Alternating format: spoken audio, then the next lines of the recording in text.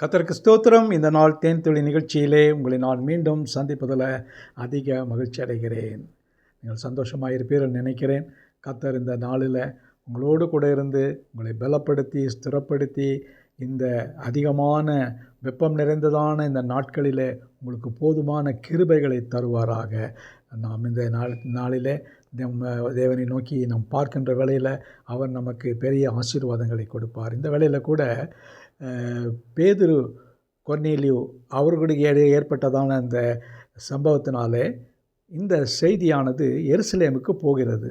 எருசலேமுக்கு போகின்ற வேளையில் அங்கிருந்து ஒரு நபரை இதை விசாரிக்க பண்ணுவதற்காக ஒரு ஒன் மேன் கமிஷன் என்று சொல்வார்கள், அவரை நியமித்து நீ போய் அந்த செசரியா பட்டணத்தில் நடந்த காரியங்களை குறித்து நீ தெளிவாக விளக்கி பாரு என்று சொல்லி அனுப்பிச்சாங்க.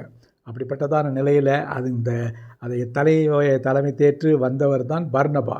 இந்த பர்னபா தான் ஏற்கனவே சவுலுக்கு அதிகமாக உதவி செய்ததான ஒரு நபர்.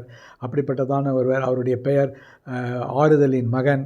தன்னுடைய சொத்தையெல்லாம் சீஷருடைய பாதத்தில் விற்றவர். ஒரு நல்ல ஒரு பொசிஷன் அவருக்கு கொடுக்கப்பட்டது. எம்பசியாக நீ போ, அங்கே போய் நடக்கிற காரியங்களை பார்த்துட்டு வா என்று சொல்லப்பட்டது. அவர் வருகிறார். அவர் வந்து சொன்னதான காரியங்கள் தான் என்னவென்று சொன்னால், அவன் போய் சேர்ந்து தேவனுடைய கிருபையை கண்டபோது சந்தோஷப்பட்டு கர்த்தரிடத்தில் மன நிர்ணயமாய் நிலைத்திருக்கும்படி எல்லாருக்கும் அந்த பர்னபா புத்தி சொன்னான். அவன் நல்லவனும் பரிசுத்தாவியினாலும் விசுவாசத்தினாலும் நிறைந்தவனாயிருந்தான். அநேக ஜனங்கள் கர்த்தர் பட்சமாய் சேர்க்கப்பட்டார்கள், கர்த்தரிடத்திலே சேர்க்கப்பட்டார்கள் என்று பார்க்கிறோம். இந்த பர்னபாவுடைய ஊழியம் மிக மிக ஒரு முக்கியமான ஒரு ஊழியம், ஒரு அமைதியான ஊழியம், சைலண்ட் மினிஸ்ட்ரி. இதை அவர் அங்கு செய்திருக்கிறார். அவருக்கு சில காரியங்கள் வேலை கொடுத்து அனுப்பிச்சினாலும் கூட அந்த இடத்துல இயேசுவே ஆண்டவர் என்பதை அங்குள்ள மக்களுக்கு விளக்கி காட்டினார். பின்பு பர்னபா தன்னுடைய சகாவாகிய சவுலை தேடிக்கொண்டு அவர் போகிறார். அந்த போகின்ற வேளையில் அந்தியோகியா என்கிறதான பட்டணத்துக்கு வராங்க. இந்த அந்தியோகியா பட்டணம் வேதத்தில் பார்க்கும் பொழுது அங்குள்ள கிறிஸ்தவர்களுக்கு ஒரு பெயர் கொடுக்கப்பட்டிருக்கிறது. அது வரைக்கும் கிறிஸ்தவர்கள் என்று சொல்லப்படவில்லை. இந்த மார்க்கத்தார் என்று சொல்வது, வே ஆஃப் த பீப்புள் என்று சொல்லுவாங்க. அப்படிப்பட்டதான இடத்துல இவர்கள் போய் அங்கே இருக்கின்ற வேளையில் வசனத்தை படிக்கிறேன். அவர்கள் 1 வருஷ காலமாய் சபையோடு கூடியிருந்து அநேக ஜனங்களுக்கு உபதேசம் பண்ணியிருந்தார்கள். முதல் அந்தியோகியால் உள்ள கிறிஸ்தவர்கள் சீஷர்களுக்கு கிறிஸ்தவர்கள் என்கிற பெயர் வழங்கிற்று. கிறிஸ்டியன் என்கிறதான வார்த்தை முதலாக அந்தியோகிய பட்டணத்தில் உள்ளதான டிசைபிள்ஸ், சீஷர்களுக்கு கொடுக்கப்பட்டது. இது மிக மிக முக்கியமான ஒரு காரியம்.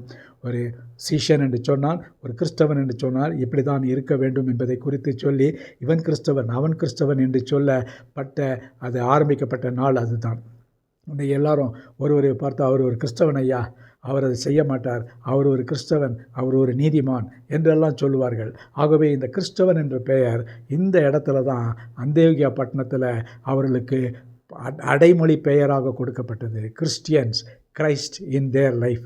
அதுதான் அவர்களுக்கு கொடுக்கப்பட்டதான ஒரு ஆசீர்வாதமான ஒரு காரியம். நாமும் கூட கிறிஸ்து அவர்களாக, கிறிஸ்து நம்மிலே வாழ்கிறவராக உலகத்துக்கு நாம் காட்ட வேண்டும். அப்படி செய்வோம் என்று சொன்னால் நாம் கர்த்தரை மகிமைப்படுத்தக்கூடியவர்களாக இருப்போம். ஜெபிப்போமா. நல்ல ஆண்டவரே, கிறிஸ்தவர்கள் என்ற பெயரை பெற்ற அந்தியோகியா பட்டணத்துக்காக ஸ்தோத்திரம். ஆண்டவரே, நாங்களும் கிறிஸ்தவர்கள் என்று அழைக்கப்படுகிறோம். அந்த கிறிஸ்துவை நாங்கள் பிரதிபலிக்கிறவர்களாக, அவரை ஆண்டவரே மற்றவர்களுக்கு அறிவிக்கிற பிள்ளைகளாக, சிஷ்யர்களாக இருக்க நீங்கள் உதவி செய்யுங்க. மீட்பர் இயேசுவின் நாமத்தில் ஜெபிக்கிறேன் நல்ல பிதாவே. ஆமேன், ஆமேன். கர்த்தர் உங்களை ஆசீர்வதிப்பாராக. இந்த நாள் உங்களுக்கு ஒரு மகிழ்ச்சியும் சந்தோஷமான ஒரு நாளாக அமையட்டும்.